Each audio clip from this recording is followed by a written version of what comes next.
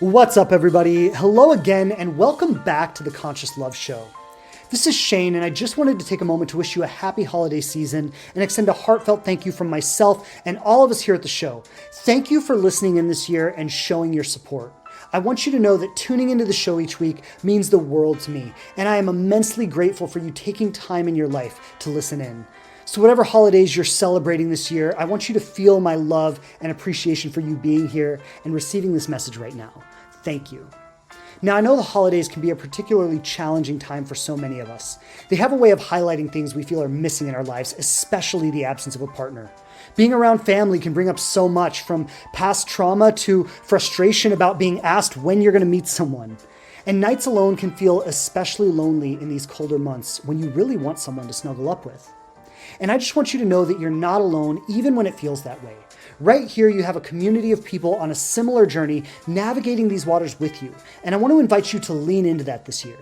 So if you'd like to join me and a community of amazing women who are healing and creating magic in their love lives, that is exactly what the Inspired Love program is all about. I've shared a lot about it on the show over the years, and maybe you've thought about it but haven't gotten around to it yet. Well, while you're out there buying gifts for everyone else, I'd like you to consider that maybe this would be the perfect gift to give yourself, to start the new year on the right foot and heal everything that is keeping love out of your life. So right below this podcast in the description, I'm going to leave the link to get started. It costs nothing to hop on a call with us and find out if this is right for you. So if you already enjoy the show, why not take the time to see if this program could be the thing that changes everything for you? Your future self will thank you. So thanks again for all the love and support you've shown us this year. I'm looking forward to many more to come, and I am beyond grateful to have you in this community. Thank you so much for being here. Sending you so much love. Happy holidays. Okay, hello again, everyone. Welcome back to another episode of the Conscious Love Show. Shane here with you. Pleasure to be here as always. And I'm really excited about today's topic. I want to speak about how to create happiness. And I think this topic really applies to everybody everywhere, no matter who you are, in all stages of your life, whether you're single, whether you're in a relationship. I truly think this conversation applies to everyone, because ultimately at the end of the day, it is always our responsibility to create our own happiness, right? That is one thing that we can never delegate. Right? That is one thing we can never pass off to someone else. I can never say to my wife, like, honey, it's your job to make me happy today, right? The moment I start doing that is the moment our marriage starts falling apart. So there's this responsibility for all of us to create our own happiness. And there's actually a formula to do it. I've been reading the work of Arthur C. Clarke. I don't know, you probably haven't heard of him. Some of you may have. But who he is he's a Harvard professor who runs a study in Harvard on happiness. And he runs these massive research projects where, they just research the lives of millions of people all around the world, all different types of life and demographics. And what the research is really about is they're really trying to find out the science of happiness, right? Chemically, what's going on for people, circumstantially, what's going on for people in terms of the choices people make, in terms of like the lifestyle people live, like objectively speaking, what creates happiness. And the work is really fascinating. His work is really fascinating because what I've been finding out is there actually is a formula, right? There actually is a formula for happiness that we can all kind of tap into and become more happy. The research projects they've done with thousands and millions of people all over the world for many, many years have revealed that there are certain trends and certain practices and certain lifestyle choices and things that lead to happiness and certain that don't. There is an element of it that's individual, right? There's an element of it that, my happiness might be a little bit different from your happiness. But even in that, there are similar underlying principles that we can both rely on to find what's true for me, what's true for you. So really, really profound conversation. And for those of you who are dating single right now, if you're looking for love or in the dating world, I think this conversation is particularly potent because something that I've learned for myself, my wife, and so many of my clients and people I work with is that being happy as a single person is like so important, right? Like if you're if you're not happy as a single person, and I understand we all have feelings, we all go through ups and downs. Like, I'm not saying you need to be chronically happy every second of every day. But if you're not generally happy as a single person, you're not really an invitation for someone to enter into a relationship with you, right? Your vibes are more like, leave me alone.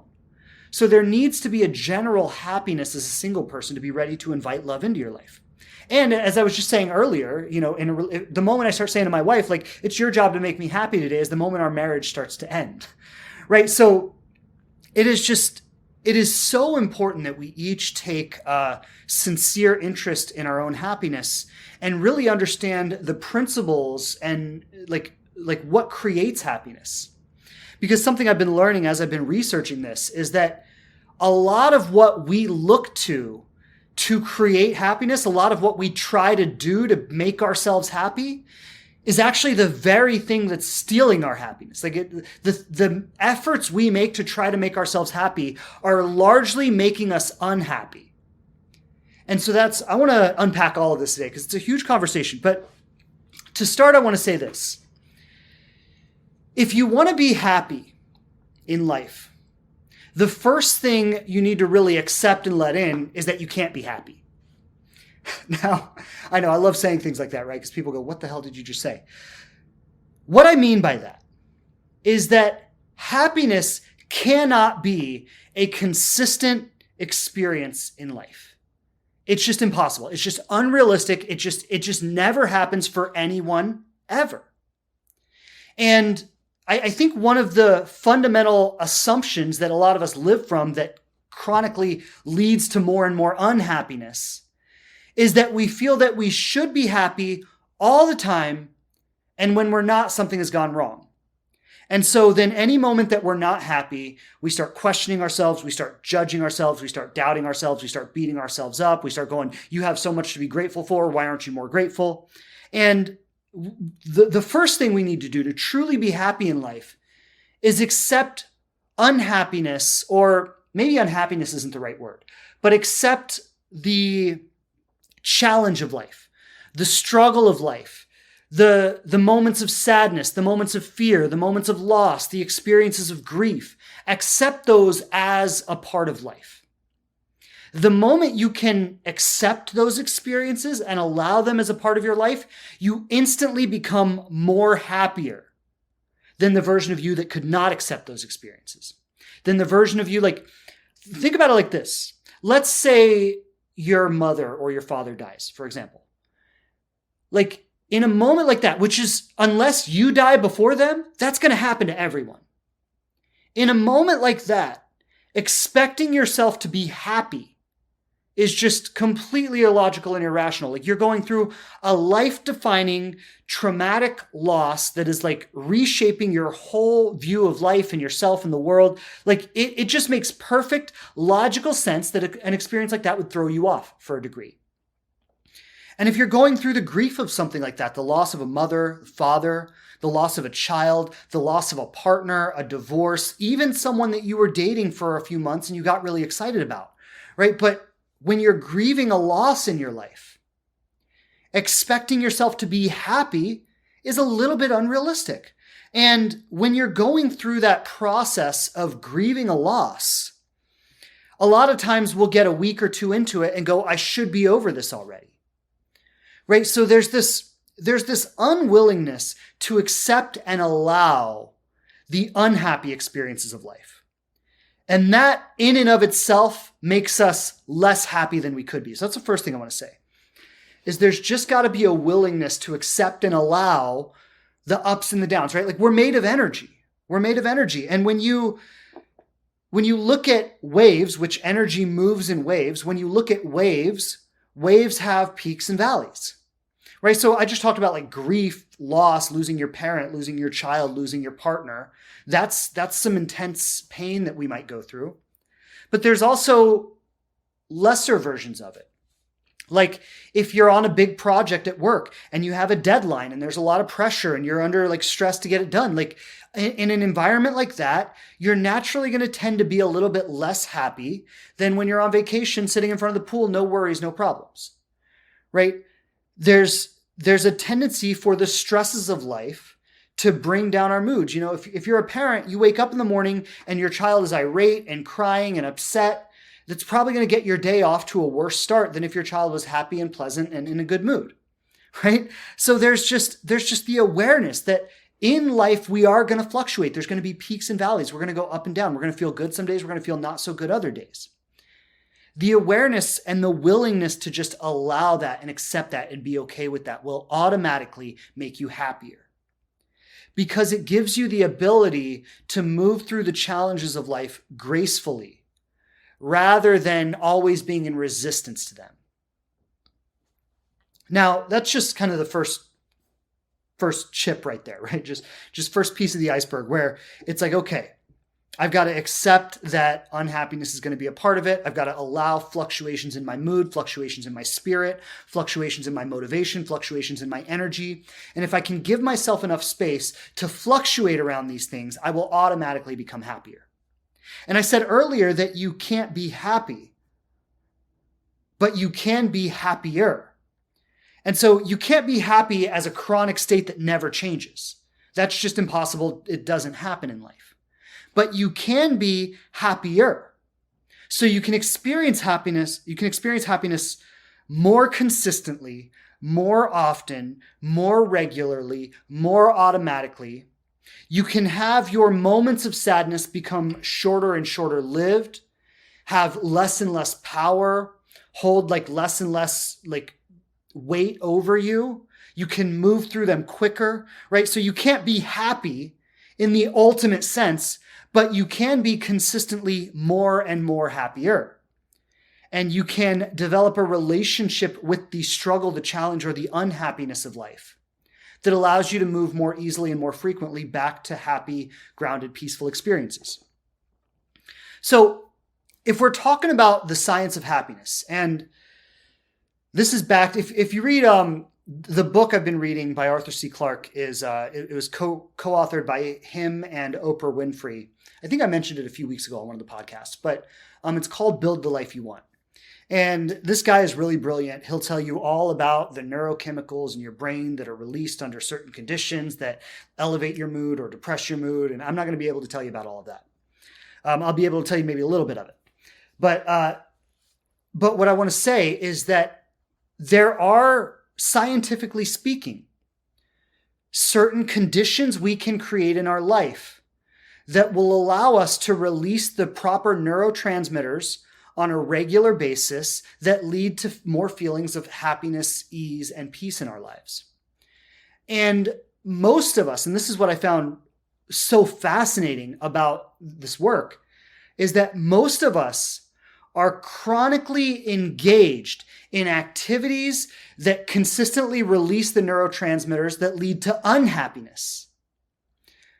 Some examples: scrolling on social media, right? Studies show that chronic use of social media, scrolling on social media mindlessly, if you're tuning into something like this, it might not be the same thing. But if you're just kind of scrolling mindlessly, that is an activity that studies show leads to chronic unhappiness.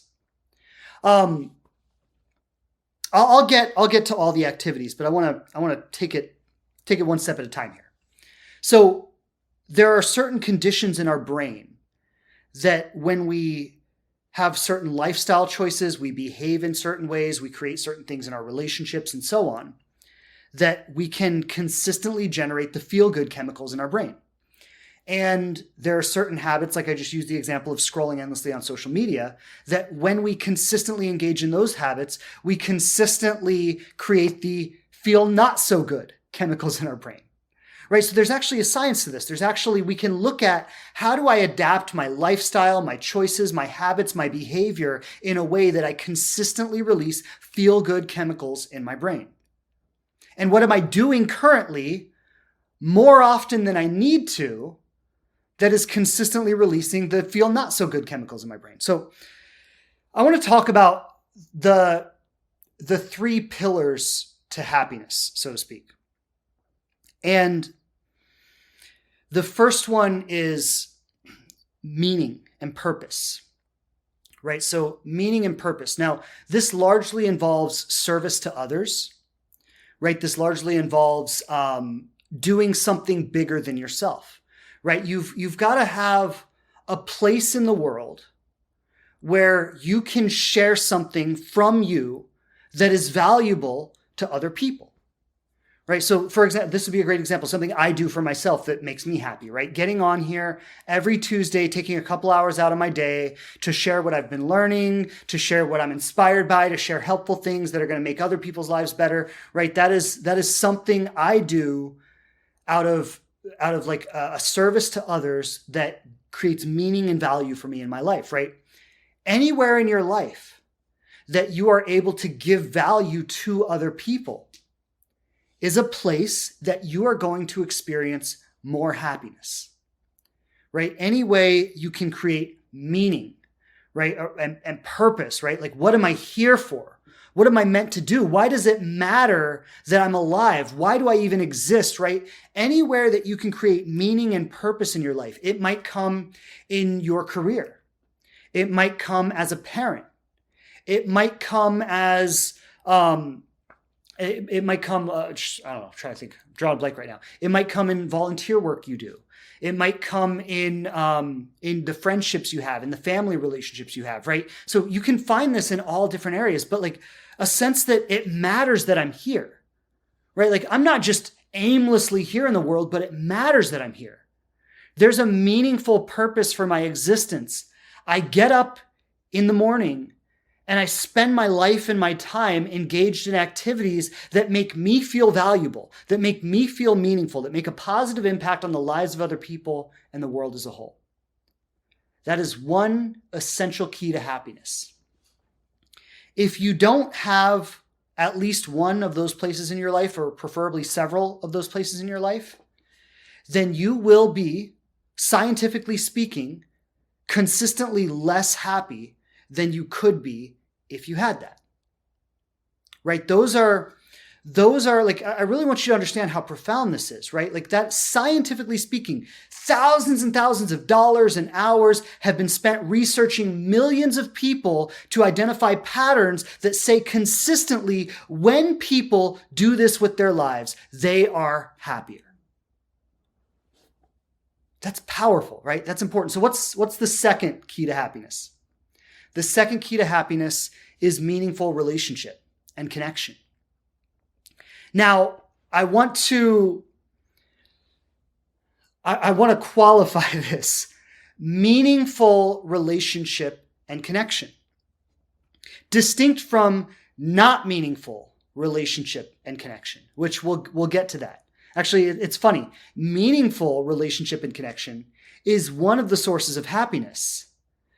Lack of meaningful relationship and connection, I don't mean being alone, but I mean spending your time with people in situations and relationships that are not meaningful for you, but you're doing it for their approval or because you want to fit in or because you want to get something from them, actually chronically leads to unhappiness. So we'll talk about that.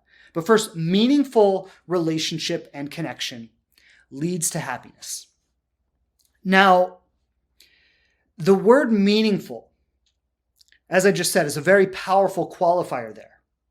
And the reason meaningful is such a powerful qualifier is because most of us don't need as much connection as we think we do. I read a statistic recently, and I can't say if this is an absolute fact, but I read the statistic that human beings can be perfectly happy spending about 78% of their time alone. That's almost 80% of my time. Like, 8 out of 10, 4 out of 5 of my time can be spent alone, and I can be perfectly happy. In that other 20%, what I'm looking for is not just someone to be around, but what I'm looking for are people who really light my soul on fire. And a lot of people, actually, if we speak about romantic relationships, a lot of people are in romantic relationships with people who don't light their soul on fire just because they can't possibly stand to be without a relationship. And then they need to somehow, even though their relationship is the thing in their life that actually drains the most energy from them, they have to somehow go out and form other relationships that are more meaningful. I mean, like, if your partner isn't your best friend, you got to ask yourself, what are you doing?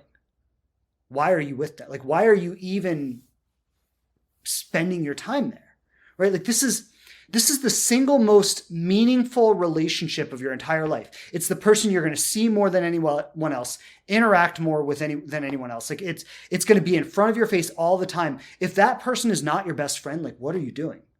It's a question you really got to ask yourself. And so when we look at meaningful connection, they've got to be, and it doesn't have to be romantic, by the way. I think the idea that it has to be romantic is one of the biggest misconceptions, is that our connection needs can be met with very high quality, non-romantic connection.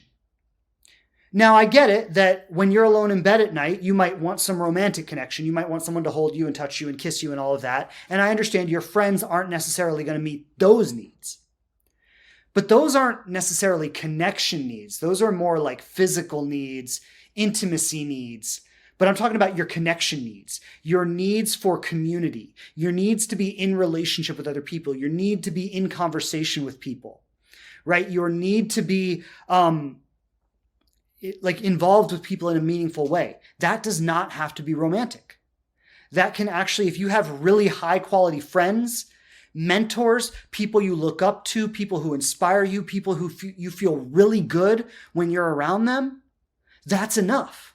And you can spend up to 80% of your time by yourself as long as that other 20% is spent with meaningful connections. Now, what does that mean? That means all the time you spend trying to fit in, trying to be accepted, trying to do this or that or the other thing to get connections that are not deeply enriching or meaningful, you can drop all of it.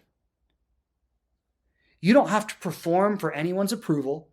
Like that does not contribute to happiness. Actually, it contributes to unhappiness, which we'll talk about in a moment. Right? But like all this, like just take a moment, take a mental inventory of all your friendships, all the people you see on a regular basis, all the people you spend time with. And ask yourself, how many of those people really like set your soul on fire? And if you're honest, and you know, you may be one of the lucky ones, you may just be surrounded with people who set your soul on fire. But if you're really honest and you're like most people, what you'll identify is that most of the people you see, the interaction is not that meaningful for you. It's very surface level. It's very, hey, how's the wife and kids, or how's the boat, or what, I don't know. It's probably not great examples, but it's very surface, right? It's very, oh, what'd you do today? Oh, what'd you do this weekend? Oh, how are things in your world, right? And even when we talk about our hobbies or our interests, like there's a level of vulnerability that's withheld in that, right? There's a level of like depth and authenticity that most of our relationships just never touch that. Like ask yourself, when was the last time you called up a friend and really like bared your soul to them and they actually heard you and cared what you had to say? When was the last time like you shared your deepest hopes and dreams with someone in a vulnerable way? Not like in a way like, I got this, I'm going to do it, right? But like vulnerably, like from your heart, like in my soul, like this is what I dream of. This is what I desire most deeply. Like when was the last time you shared that with someone and had someone actually listen and encourage that versus just being like, oh yeah, well, that's probably never going to happen. Nice try, nice dream, right? Like think about this, because most of our connections are very shallow, very surface. They lack depth. They lack meaning. And having even just one or two really deep, solid connections can do wonders in terms of creating happiness. And again, those don't have to be romantic. Now, having that romantic partner can be a big part of it. And when you meet the right person and you have that relationship, it is a big part of it. But it's not essential. It's not necessary to happiness. So what's the third magic spell to happiness? The third magic spell to happiness is magic spell isn't even the right word because none of these are magic spells. All of these involve hard work, right? But the third key to happiness, that's the better way to say it. Third key to happiness is gratification for the effort you've put in over time. Meaning it's not instant gratification, right? Instant gratification creates unhappiness. But it's the gratification I get from putting my heart and soul into something over time, over the course of many years, over the course of many months, and seeing something that I built come to fruition, right? Like this is, if you think about like watching your children grow up, those of you who have children, it's like people report watching, I'm not a father, but I plan to be soon. And people report like watching children grow up is one of the most gratifying experiences of their entire life. Now, that's not something that can happen in an instant, right? Like there's no way you can make your child grow up faster than they're going to grow. So you've got to patiently wait and watch that child grow and pour yourself into that child every day and feed them and clothe them and bathe them and educate them and guide them and counsel them and take them to their sports and their activities and their friends' houses, right? Like you've got to pour yourself into this child every day for years. And then over time, seeing who that child becomes is one of the most gratifying experiences you will ever have in your whole life. Now, not everything takes, 35 years to be gratifying. You can be gratified in a matter of months when you work hard on something, when you do a project at work and you really give it your best and you see it come to fruition, right? Like there are other ways you can get gratification, but the point is, it's not instant gratification, right? It's something that you have to struggle with. It's something that creates challenge and you overcome challenge. A lot of us lament our challenges in dating when we can't find the right partner or when, we struggle and we lament our challenges in dating. But the only thing, maybe I shouldn't say the only thing, but one of the things that makes having that partner so worth it is everything you went through to get that partner. Right? Everything you lived through and overcame, right? So it's like even in dating and in romance, it's not about like just getting that partner, but it's about the journey to it. It's about pouring yourself into this dream every day and the manifestation of it coming to fruition and who you had to become in the journey to become the person who attracted that person. Right? And that can be one of the most gratifying experiences of your life. But again, it didn't happen instantly. There was a lot that went into that.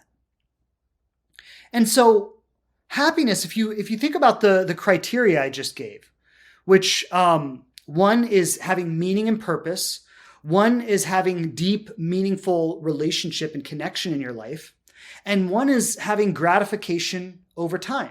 Right? For the like overcoming obstacles and pouring your heart and soul into something and then having it come to fruition. Those are really the three keys to happiness, right? By investing in those three things in our life, no matter who you are, you can consistently, like reliably create a feeling of overall happiness in your life. Now, again, it doesn't mean it's never ending. It doesn't mean you never have moments of sadness or doubt or you don't, the wave comes up and it comes down. There's fluctuations. But as you invest your time and your energy and your attention into these three domains of your life, you will become increasingly more and more and more and more happy. And the most important part of this is that is regardless of any external manifestation. It's regardless of if you're in a relationship or not. It's regardless of how much money you make. It's regardless of where you live. It's like regardless of any external condition. If you have meaning and purpose in your life, you have deep, meaningful relationships with other people, and you work hard at things over time for gratification rather than just wanting instant gratification, you will be happy. Now that is like so simple. It's like so ridiculously simple, but it isn't easy Because every single one of those three things requires work. It requires effort. And it actually requires you walking away from the things that make us unhappy. Someone dropped a comment earlier. I just want to read the comment because it really highlights the problem here. So let me find this comment. This comment is from Angelou A. She says, most people necessarily pin their happiness on having a lover. You're right about that. And it's no wonder that so many people are unhappy. Like, I really want you to think about this. Those of you who are single and dating right now, and those of you who think that when you meet someone, you're gonna like suddenly be happy. Like, I really want you to think about this. It's not that like you've never met anyone before. I mean, maybe some of you, but for most people, it's not the case. Most of you have met people. Most of you have been in relationships. You've been in relationships and then out of them and then in them again and then out of them and then in them again and then out of them. And every time something was wrong, something didn't work right, and you told yourself, this just isn't the right relationship. And once I find the right relationship, then I'll be happy. But you keep looking and keep finding the wrong relationship and keep saying, well, when I find the right relationship, I'll be happy. But that right relationship never really shows up. Why? Because the common denominator is you. Because happiness does not come from a relationship. If you are unhappy and you bring unhappiness to a relationship, you are going to make the other person unhappy and they're going to leave you. It is your responsibility to create happiness within yourself. And if you're single, it's your responsibility to do that without a partner. Now, if you're in a relationship and you're miserable, well, maybe you're lucky and maybe you're unlucky at the same time. Because one, you're lucky that you're not alone in this. Two, you're unlucky and that you have way more work to do on this than if you were single. Because it's way more challenging to do within a toxic relationship dynamic than it is to do when you're on your own. But whether you're single or whether you're in a relationship, happiness is your responsibility. It's not something that a relationship will give to you. It's something you create inside of yourself.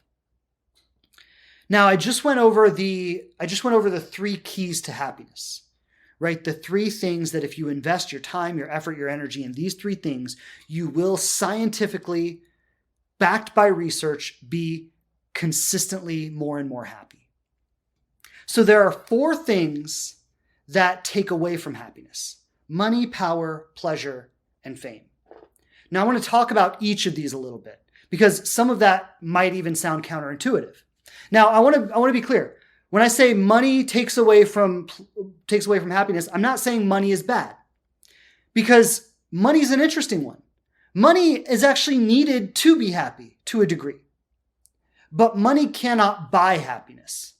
So let's talk about each of these: money, power, pleasure, and fame, and how each of these might look and how all of us, to some degree, are selling out our happiness to one of these 4 things every single day. So, money, power, pleasure, and fame. We'll start with money. Money is an interesting one, as I said, because you do need some amount of money in order to be happy, at least in the way our world is now. Now, if you lived in a tribal society or an earthship community or something, that might not be necessary. But for most of us who live in this society, money is essential to be happy. But at the same time, money can't buy happiness. So how do we deal with this? There's a metric that I don't know if it came from Harvard or somewhere else, but there was a metric, I think it did come from Harvard. They did a study on how much money does someone actually need to be happy? And at what point does enough money reach a certain point where you can no longer buy any more happiness with it? And in the US, it was somewhere around like $60,000. Now, this was probably 20 years ago. Adjusted for inflation, it's probably around $100,000 now. But something along those lines, right? So if you say, you make around 100 grand or so, or maybe it's less than that, maybe it's a little more than that. I don't know the exact number, but there's a certain number at which you have enough money to where you can buy all the happiness that money can buy. What do I mean by that? I mean, you can live in a comfortable house. You can drive a nice enough vehicle. You have food in your belly every day. You can make good meals for yourself. You have general comforts, the ability to sit on a couch, watch television, things like that. You have the ability to maybe travel a little bit, vacation, do extracurricular stuff that enhances your life and your well-being. Am I missing anything? I think that's generally most of it, right? So if you have enough money to generally sustain all of those things, that's all the happiness you can buy. Getting 2, 3, 4, 5, 6 cars is not going to make you more happy. Buying 7 houses is not going to make you more happy. Moving from a single family home to a mansion is not going to make you happy. Okay, watching your bank account grow and grow and grow and grow and going, ooh, look at all the money I have, like Scrooge McDuck. It's not going to make you happy. So yes, there is a certain amount of money that's needed to afford a certain ease of life, a certain amount of comforts that you can just have a baseline. But then beyond that, the pursuit of money starts to make you unhappy. Now, this is really, really interesting because so many of us, like if you grew up like me, like I grew up in poverty, right? And so I didn't have money. And so for me, like anytime I got money, it made me really happy because I didn't have any. And so my blueprint around money as a child was that like I need money to be happy. And so I wanted to get like money and money and money and more money and more money and more money in order to be happy, right? Once I reached a certain point, as I said, where I was able to afford a certain comfort in life, the pursuit of money only created more suffering, right? Like once I got to a point where my basic needs were met, pursuing money beyond that point only made me unhappy. It only created stress. It only created anxiety. It only had me comparing myself to the other person going, how much money did they make this year? Did I make that much? What's wrong with me? Why aren't I enough as them? Right? Those are the kinds of things, those are the kinds of thinking and habits and perspectives and viewpoints that lead to unhappiness. Living in the rat race, comparing myself to other people, wanting what I don't have, saying, well, they have that. Why don't I have that? They have a Ferrari. Why don't I have a Ferrari? Like those kinds of things lead to unhappiness. Trying to keep up with the neighbors, trying to, have the latest fashion or the most expensive clothes, or like trying to keep up in a world of superficiality and trying to have more and more money in order to do that leads to a cycle of consistent unhappiness. You're chasing something that has no real value. Because again, like what value does money really afford? Like if we want to judge things based on value, what value does money really afford? It affords the ability to have some comforts and some experiences. Like that is what money is for. Money is not something to be stored away in heaps and piles to save just in case something bad happens. That's fear. That's fear that does that. I'm not going to be provided for. I'm going to be left alone. I don't live in an abundant universe, right? Like that's fear that does that. What money is really for is to pay bills, is to, again, provide certain comforts for myself and my family, and to allow myself to have certain experiences. If I am having the comforts I want to have and having the experiences I want to have in life, I don't need more money than that. So that's the first one. The first one is money. The second one is power. Wielding power. Now, this one is so interesting, especially in my work, when I work with people in romance and dating, because so many people in the dating world are not looking for love. They're looking for power. We want to have power over someone. We want to be desirable to people in a way that gives us power over them. We want to be desirable to many people. But we want to be desirable to many people, right? We want to like collect all these people around us. Like, look how many people want me. And we want to pull the strings and play the games. And, oh, well, this person is waiting to hear my call back and all this stuff, right? Wielding power. In my work, and what I specialize in, for those of you who are unaware, is I specialize in having people get into healthy, long-term committed relationships. I do a few different things, but 90% of what I do is that. I help people get into healthy, long-term committed relationships.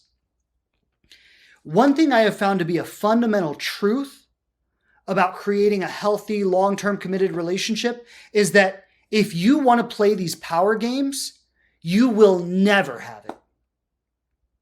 If you want to play these manipulative power games, having the upper hand, wielding power over other people, having people be into you, like if you want to wield those power games, you will never, ever have a healthy relationship. Because those power games actually create a lack of vulnerability that is essential to have in a healthy relationship. So to some degree, you've got to release the power. You've got to release the control. You've got to release the manipulation. You can't rely on that. You can't hide behind that. You can't try to maintain the upper hand. It's going to keep love out of your life, and it's going to keep you miserable. You're chasing an empty win. You're chasing an empty dream. There's no, like, what do you get out of that really? Like, think about that. What do you get out of wielding the power? All you do is boost up your own ego. What do you go talk to your friends about it and laugh? What does that really do for you? Meanwhile, you go to bed alone every night, or you have cheap hookups that don't amount to anything and it doesn't like fulfill you. What does playing those power games really offer you in your life? And if you're honest, you'll see it offers nothing. But letting go of that power, letting go of that control, letting go of that need to have the upper hand, and actually coming down from that and meeting someone on a level and being vulnerable and intimate with them. Now you're talking, now you're alive. Now you're really having something real happen. Instead of just hiding behind these power games and tooting your own horn about how awesome you are, while you're really alone. Even if you're surrounded by people because you're popular and all of that, who really knows you? And underneath it all, you're completely alone in life because you're never vulnerable enough to truly be experienced by another person. That's what happens when we become addicted to power. Now, pleasure. Pleasure is a big one. And to a degree, I think we could say pleasure could kind of encapsulate all four of these. Because when we talk about pleasure, what we're really talking about are those hits of dopamine, right? When we have an activity that just triggers those hits of dopamine in our brain. And so, I mean, making money can do that. Wielding power can do that, right? So what we're really talking about here is these are all, in a way, different kinds of pleasure. But pleasure is something we do to trigger, let me put it this way. Earlier, I talked about how one of the keys to happiness is working towards something over time and actually bringing about the result, right? The manifestation of the result over time, pouring your heart into something, that's a key to happiness. Pleasure is the exact opposite of that. Pleasure is instant gratification.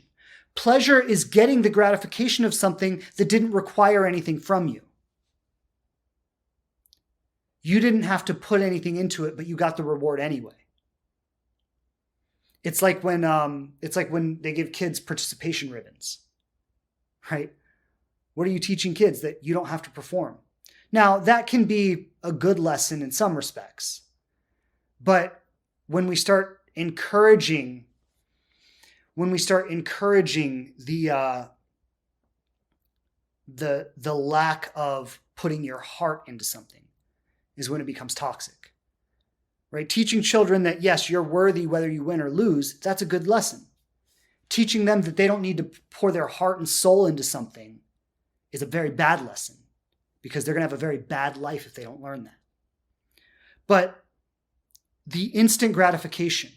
So what are things we do for instant gratification?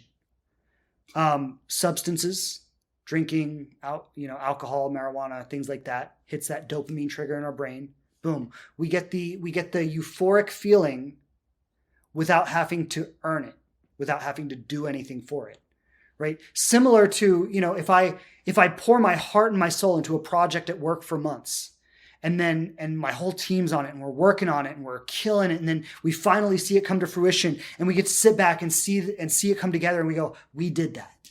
And that feels really good.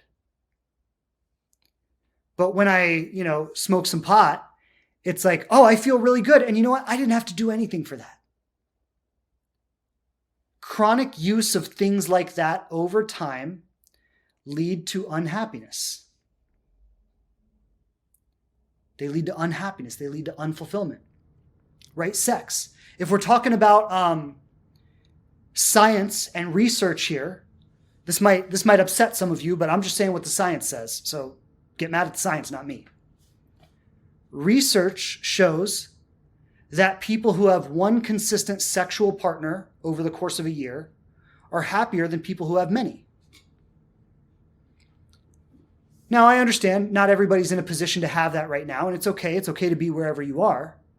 But when most of us, if we're honest with ourselves, and I understand not everyone is honest, but most of us, when we're honest with ourselves, we feel deeply that we would love to have that one person to share our lives with. Now, there are people who feel differently. That's okay. They're able to feel however they feel. I don't have an opinion about that. But I think largely, a majority of us feel that we would love to have that one person to spend our lives with. And creating that, right? Creating that solid, healthy, committed relationship with that one person is not an easy task. I mean, you know that. I don't need to tell you that. You wouldn't be here if you didn't know that, right? So you know that. That's not an easy task. And sometimes what we do, because of the frustration of not being able to find that person, because of our loneliness for different reasons, we just go and sleep with random people just to make ourselves feel better. And once again, it's that instant gratification, right? It's that instant gratification. I'm getting the payoff, the benefit of sleeping with someone without the work being put in to building the emotional relationship with them that would make the sex more fulfilling. This is another research-based idea, is that sex is more fulfilling when it's with someone you have a deep emotional connection with versus someone you barely know. Now, if that pisses you off, again, this is just based on research. So the sex is so much better when I've put the effort in with that person to build that deep emotional connection, and then we get the payoff by having sex with each other. When I try to get the payoff without doing the work first, that leads to unhappiness, right? It's another empty high. I go, I'm with the person. It's amazing. We have a great night together. The next day I go home and I'm even more reminded of how alone I am than before I was with that person, right? It leads to chronic unhappiness. So, just some other examples. I mentioned this earlier, but scrolling on your iPhone, when you are on social media, me personally, I work on social media, right? This is my job, but I only use it for work. I don't do it. I don't connect with family on social media. I don't do anything on social media other than use it for work.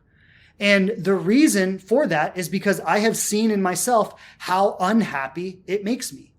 And let me be clear. I say I never do. Sometimes I do. So I'd say I rarely do. And every now and then, I will find myself, just for whatever reason, maybe I got on there to do a work thing and then I got distracted, and now maybe I'm just in a particularly low mood or less motivated or whatever that day, and I find myself scrolling on social media. When I've been scrolling for more than a minute or two, I can just feel the life being sucked out of me. Because what's actually happening chemically in your brain is every post, every new flashy thing in front of you is triggering releases of dopamine. And then that makes your body go, I wonder what the next post is. I wonder what the next post is. I wonder what the next post is. And so you just keep scrolling to see what's next. And every new post gives you another hit of dopamine, another hit of dopamine. And then what starts to happen within 5 minutes of being on social media, your brain is exhausted. Chemically, you've exhausted yourself. Your life energy has been depleted in 5 minutes of scrolling. Why? Because that's creating pleasure, but not happiness. Right? There's pleasure in every new post, every flashing thing, seeing someone do a dance, seeing, oh, here's a useful tip. Oh, that makes me feel good. And boom, it's just like constant hits of dopamine. So that's an example. I mean, money, food, sex, drugs, alcohol, social media. These are all ways of getting pleasure, but not happiness. And what you could start to see, like, I'm not here to tell anyone to stop doing anything. You do whatever you want. I don't care. Like, I don't have a moral opinion on what you do or don't do. You can do whatever you want. But what I would encourage you to do, if you're open to an exercise, is make a note of every activity you do for pleasure. So maybe just in a day. If you want to just throughout the course of a day, make a note of every activity you do for pleasure. Now, I want to be clear when I say this. When I say pleasure, I'm talking about like cheap thrills, right? Like things you didn't have to put any work into, but still got some gratification. So things that didn't require you to put your heart or your soul into anything, but you still got gratification from it, right? Watching television, again, social media, drugs, alcohol, whatever. But start to look at the places in your life where you do things for pleasure and just start to identify them. Okay, every night I watch TV for pleasure. Every night I scroll social media or dating apps. Dating apps are another one. Constant hits of dopamine, right? And I'm not telling you to stop doing those things, but I want you to just take a moment to check in as you're doing them and ask yourself, how happy am I right now? And then start to notice when you're in the other three criteria, right? Living purpose, doing things that are purposeful, service to others. When you are having meaningful connections, friendships, when you are working hard at something that means something to you and you're experiencing the gratification of that over time, just check in and say, how happy am I right now?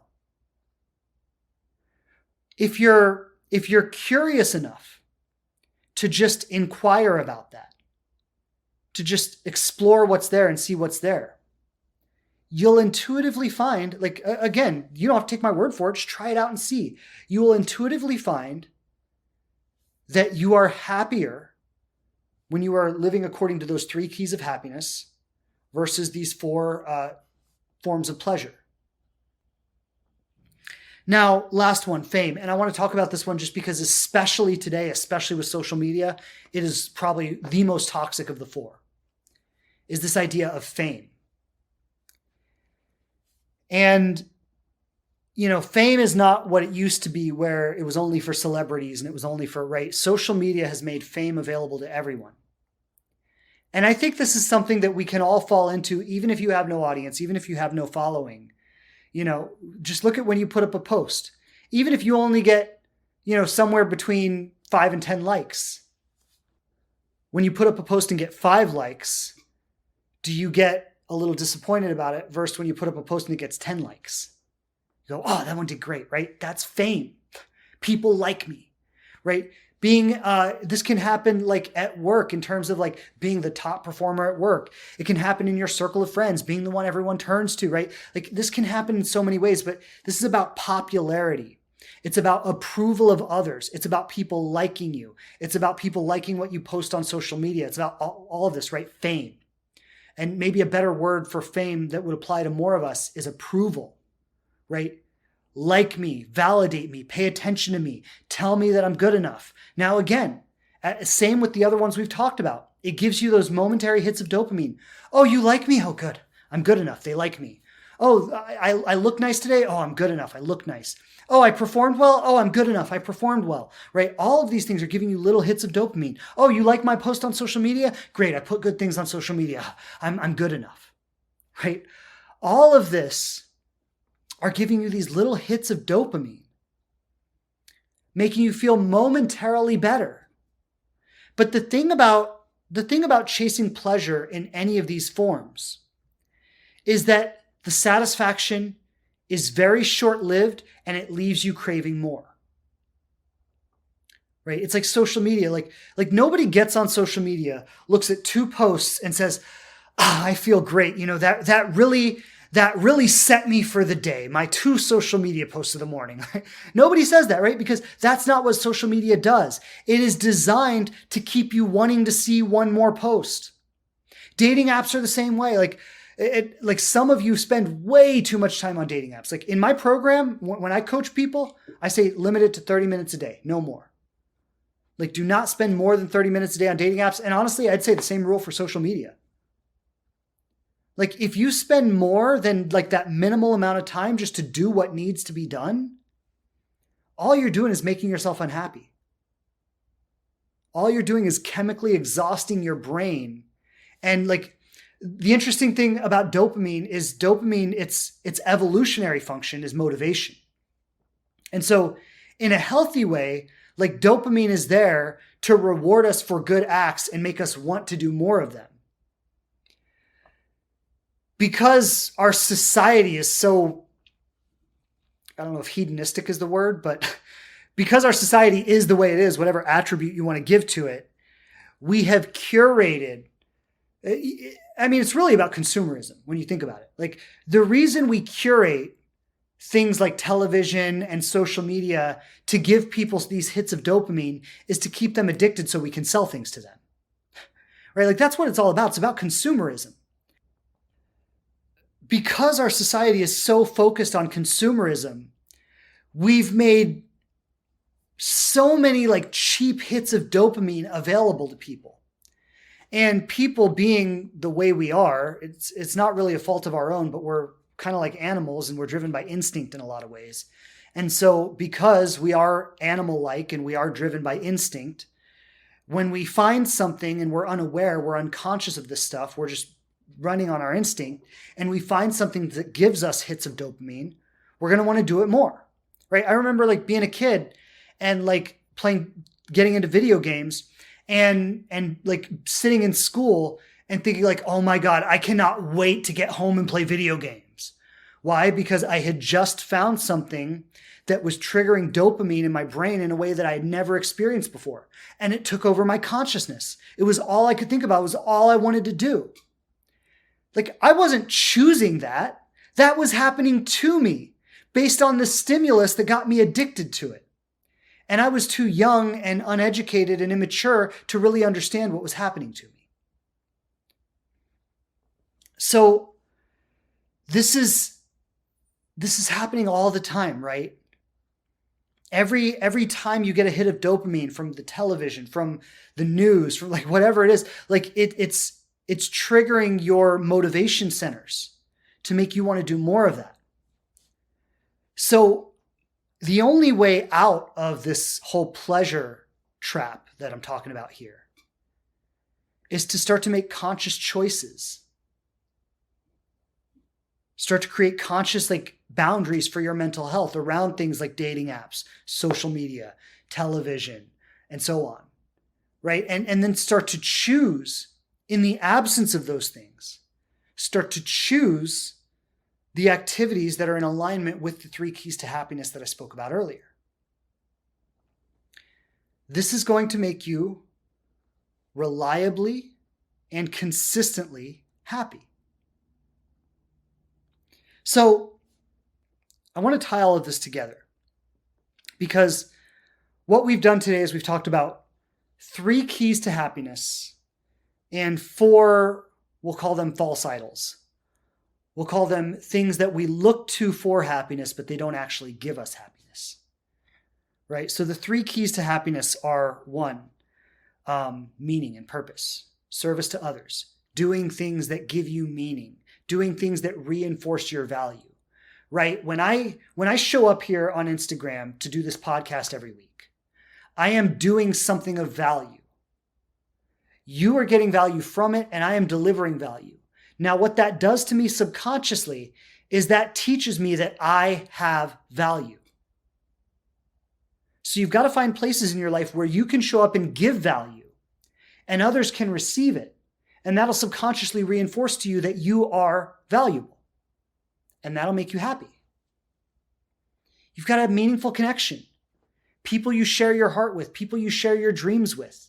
This does not have to be romantic. People think romance is a prerequisite for happiness. Based on research, it's not. Like I know this is such a mindfuck because we have been brainwashed into thinking that having a romantic relationship equals happiness. And I really want you to understand, based on scientific research, people can be perfectly happy without one. That doesn't mean it's not valuable. That doesn't mean it's not worth striving for. That doesn't mean it's not something you want to put your heart and soul into and go create it. I'm happily married. It's amazing. I love it, right? Like, it's worth it. But it's not a prerequisite for happiness. But meaningful connection is. Relationships where you see them and they see you. Where you receive each other, where you love each other, where you support each other, where it's not transactional. You're not doing it to get something from each other. You're doing it because of the friendship. You're doing it because you love each other. Having at least a couple of relationships like that in your life is essential to being happy. If you don't have at least one or two of those relationships, you will not be happy. The third key, as I've spoken about in depth here, gratification over time, pouring your heart and soul into something and having it come to fruition. This is the creative process. This is using your creative ability, right? I think like we're made in the image of likeness in God. We're all creators in training, right? One of the keys to happiness in life is to be creative, is to put your heart and soul into something and to have that thing manifest. It's one of the keys to happiness. Now, the four false idols, the four things that we look to for happiness that don't actually bring it, as I've talked about, are money, power, pleasure, and fame.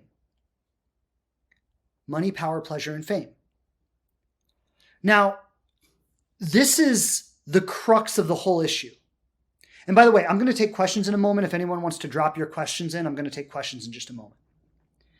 This is the crux of the whole issue. The things that lead to happiness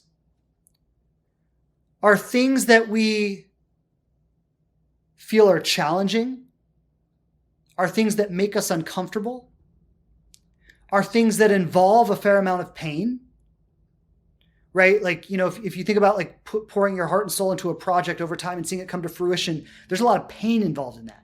Right? This is why I say you can't be ultimately happy 100% of the time, because the pursuit of your happiness requires you dealing with your pain. So things that bring true happiness involve struggle, challenge, discomfort, uncertainty, pain, right? Creating meaningful relationships involves some pain. Like, let me tell you, having the relationship I have with my wife today has involved a lot of pain. It just comes with the territory. You don't have the kind of relationship we have without dealing with some uncomfortable stuff. The things that create happiness involve challenge, hard work, pain, suffering, discomfort. Meanwhile, these four idols, chasing money, power, pleasure, and fame, don't require much work, right? Like, they don't require much effort. They don't involve any discomfort. They don't challenge us. They don't make us greater. They don't cause us to bring forth more of ourselves. They just keep us where we are. And most of us are way more engaged in these four idols than we are in these three keys to happiness. And we have a society that reinforces this, that encourages this. Like, being a workaholic is one of like the most toxic things that's happening in our world right now. And it's like one of the most harmful addictions. Like, when someone is a workaholic, like, their family and their children suffer so much. And yet our society rewards workaholism. that's just an example of how these idols, whether it's about money, whether it's about approval and fame, right? But how these idols like promise us something of value, but really don't give us anything we really want. Happiness is quite simple. It's available for everyone. And it doesn't even require most of the things that you think you need to be happy. Right? Most of us think we need mountains of money and lots of attention, and you don't need all of that to be happy.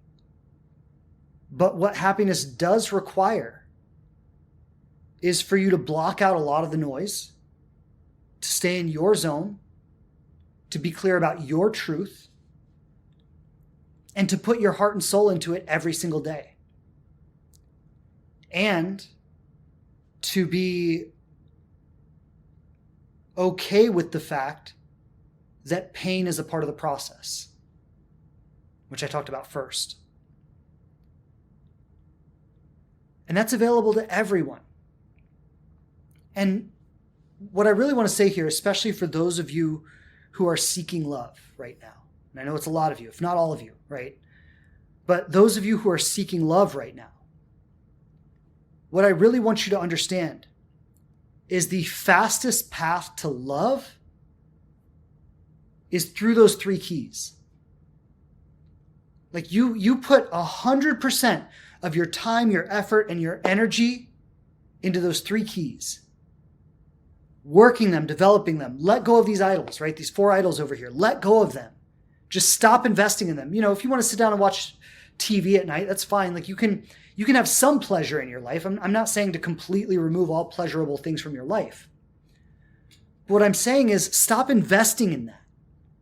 Stop prioritizing that. Prioritize these 3 keys. Put your heart and soul into it every day. And what'll start to happen is you will start to become someone who stands out among people. Because you will have an energy of lightness and ease and joy that most people don't have. And that will become wildly attractive. Especially, and here's the thing, because there are people in the world that are living their life according to these 3 keys. And these are the people that I would say are probably very high value people, right? They're the people you want to end up in a relationship with. And the interesting thing is that the people who live according to these 3 keys are looking for someone else who also does, whether they know it consciously or not.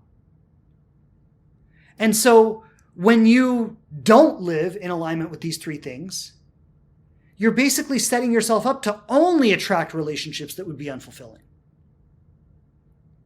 And the opposite is also true. When you truly live according to these 3 keys and you make your life about these things, you ultimately attract someone who does the same. You ultimately attract a very high value, high quality relationship.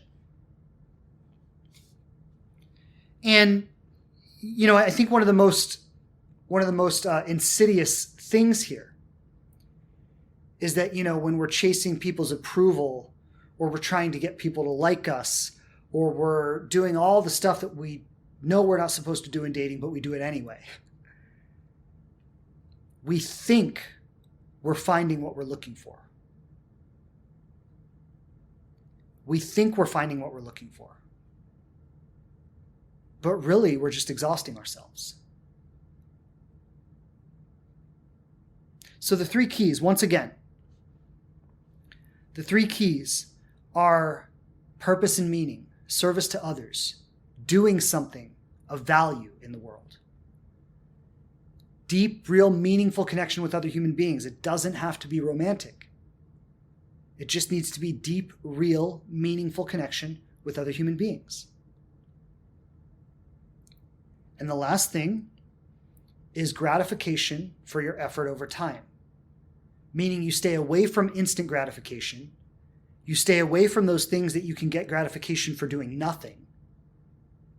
And you only receive gratification from things you actually worked for. from things you actually poured your heart into. These are the secrets to happiness. Align your life with those three things and you will be happy, based on science and research. Okay, I'm going to take some questions. Go ahead, drop your questions in the chat. I saw a couple come in already. I'm going to start with those. And then any other questions, just go ahead, drop them in the chat.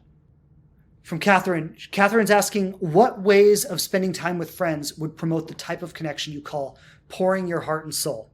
That's a great question. Thank you for asking that. So question is, what types of activities qualify as like the high quality connection I'm talking about, right? So, I mean, I think like we don't need to overthink this one.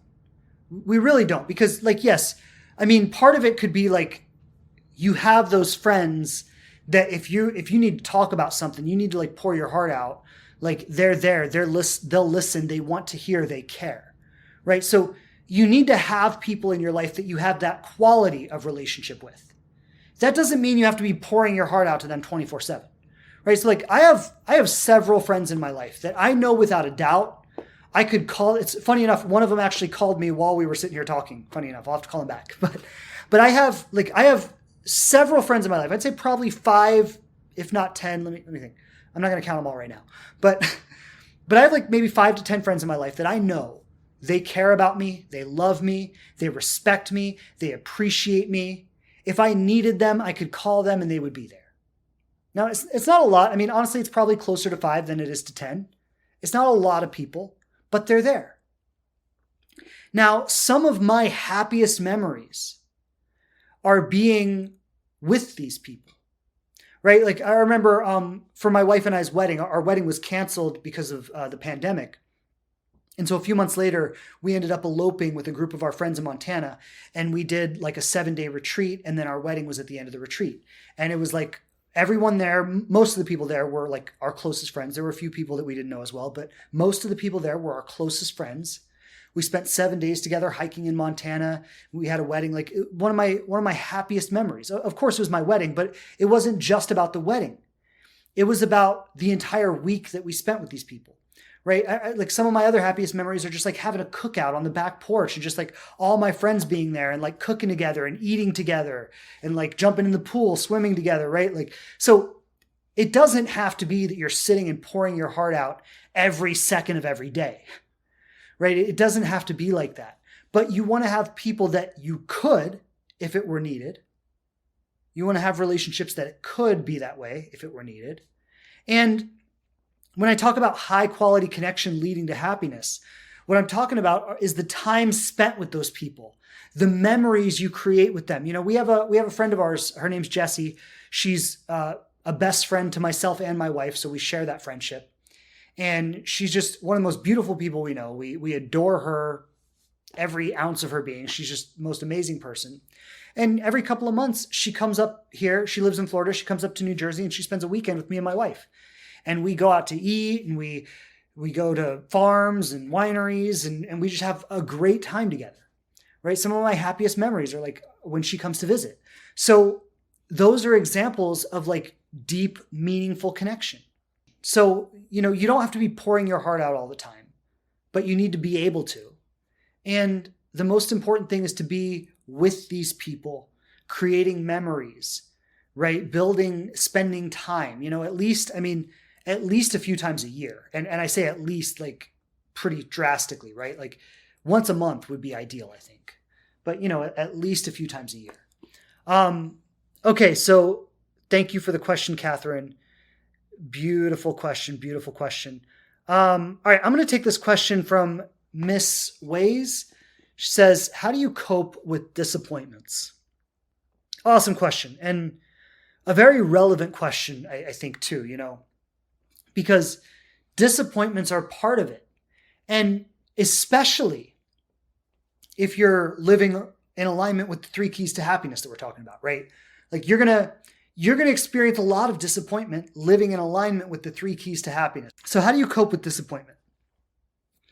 Well, first, just mentalizing yourself for it, right? Like this was what I started with today was the way to be happy. The first thing to do to be happy is to recognize that you can't be happy all the time, right? Like that's like a similar idea here, where one of the best ways to deal with disappointment is just to recognize and accept that disappointment is a part of the journey. You're going to be disappointed, right? If you're pouring your heart and soul into things and you're getting gratification out of that, there are going to be times when you pour your heart and soul into something and it doesn't come out the way you want it to. And that's going to be disappointment, right? If you're trying to build really authentic, meaningful connections, you're going to be rejected sometimes. And that's going to be disappointing, right? So disappointment is part of it.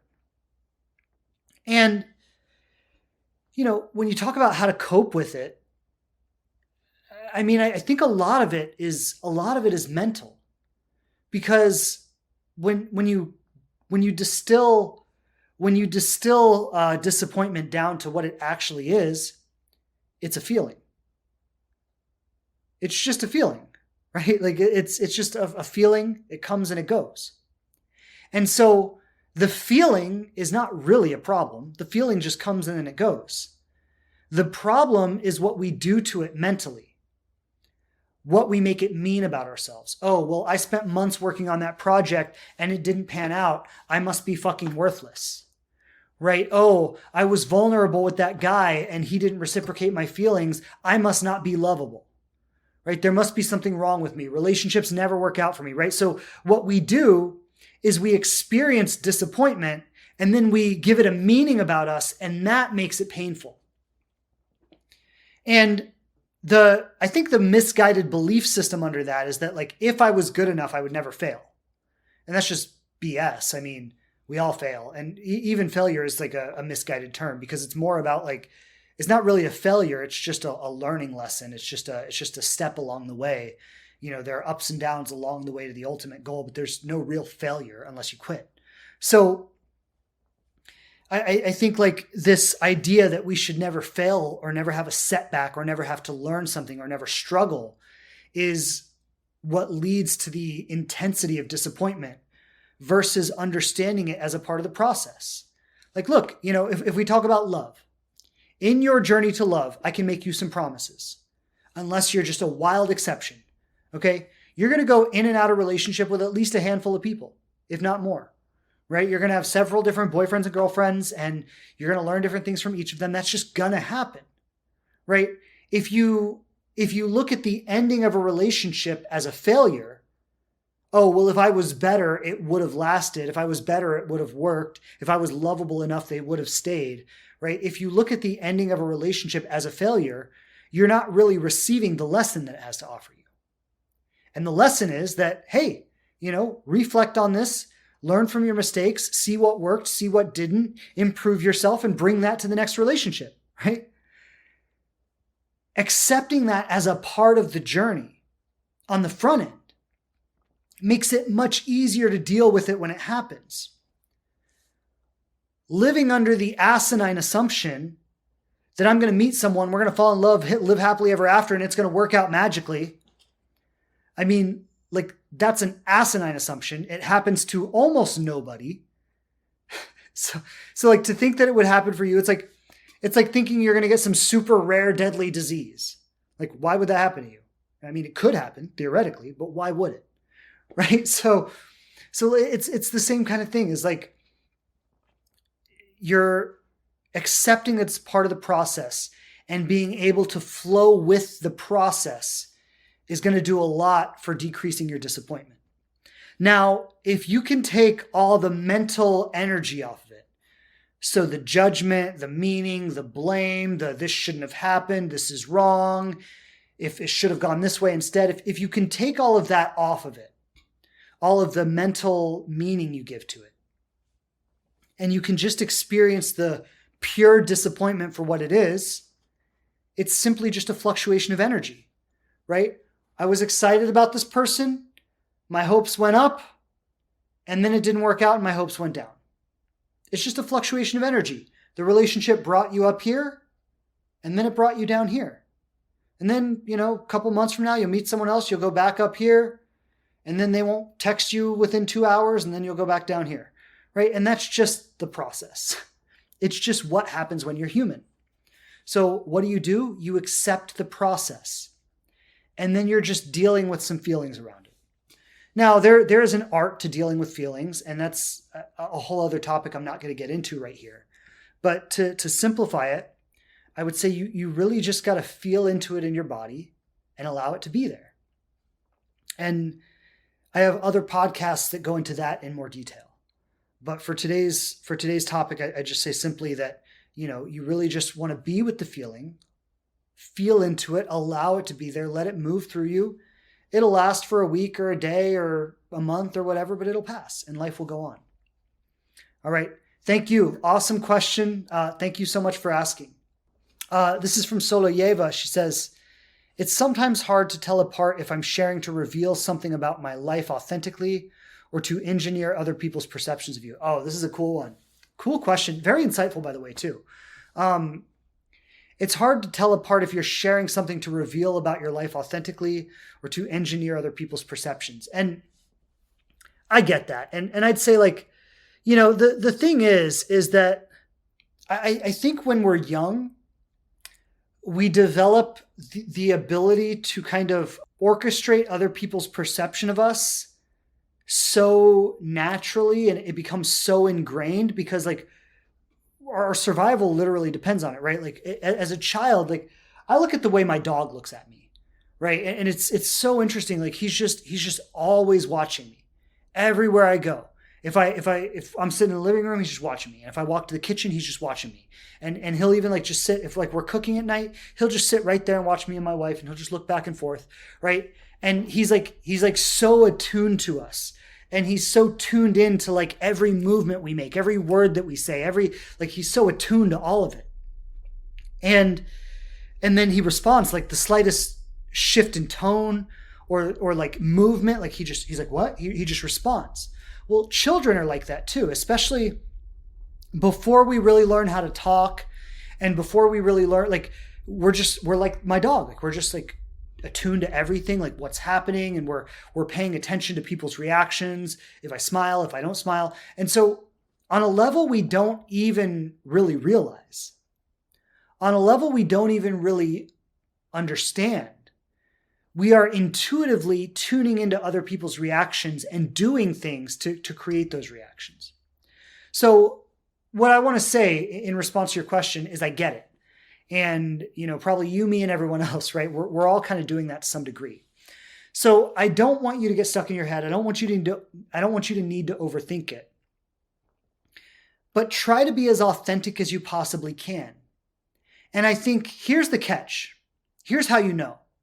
It's not so much about what you share, but it's about what you don't share. And so if you're only sharing certain things, and then maybe you're sharing freely, and then you have a certain thought, and you're like, oh no, I don't want to share that. Well, now you're curating someone's perception of you, right? Because there are certain things that you're willing to divulge and certain things that you're not willing to divulge. And what that means is that you're afraid these things would skew their perception of you in a certain way. And so if you want to have real meaningful connection, and I love this question because we're really getting to the heart of it here. If you want to have real meaningful connection, you share the things you don't want to share too.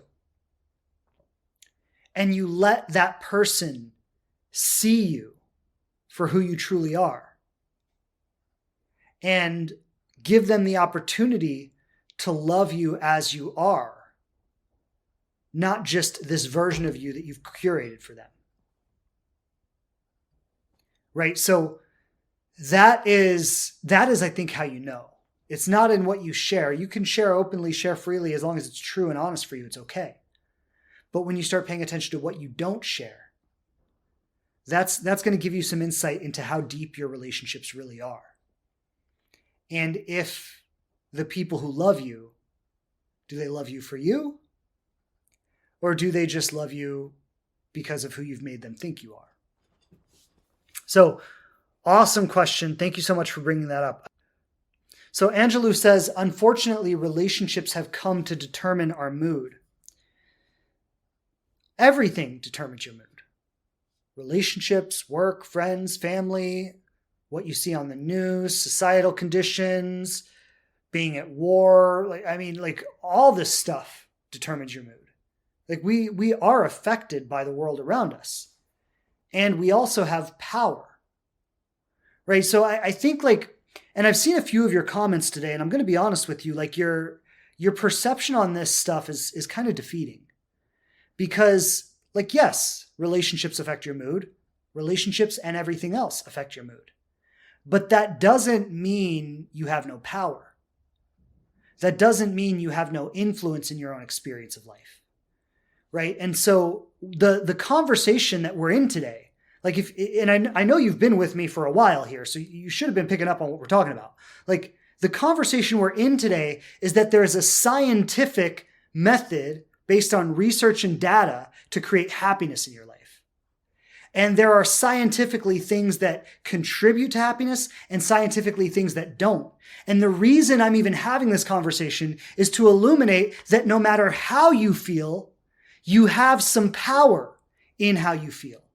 And even if you're depressed or sad or lonely or any of that right now, even if your relationship has you down, there are very specific steps you can take backed by research and science that will improve your mood and lead to more happiness in your life. So if you just want to sit there and tell me that relationships affect my mood and there's nothing I can do about it, then fine, be right about it. I don't care. I don't need to argue with you about it. But what I'm telling you is that there are very specific things you can do that's backed by research on millions of people. That Harvard University has been leading these studies for decades. So I don't think you're powerless about it. If you think you are and you're not open to a new possibility, then I'm sending you love and good luck with that. But if you want to have some power in it, it is available. And that's the message I have for you today. So I think I'm going to close out with that today. Thank you so much for everyone being with me today. It's been wonderful. I was really excited to speak into this topic as it's just, I think it's so important and so essential. And I truly feel that we've all been hoodwinked. We've been sold a version of life that makes us unhappy so that people can fill their pockets. It's so fucked up when you think about it. From the top down, we have been convinced to look for happiness where we cannot find it so that people can get rich. It's absolute insanity. And we deserve to be happy. And the way to happiness is to examine your own value system and start to truly value things that are life-affirming versus life-destroying. That's not an easy thing to do. But if you do that and you're relentless about it, you will be happy. So that's the message for today. Sending so much love to all of you. Thank you so much for being with me. I'll see you back here next Tuesday. Take care. Lots of love, everybody. Bye. Thanks again for checking out the show. Please subscribe on whatever platform you listen to podcasts on the most. And I would love it so much if you leave a review and tell people what you think of us. Don't forget to follow us on Instagram @TheLivingRelationship to connect more closely. And I'm grateful to be supporting you on your journey to love.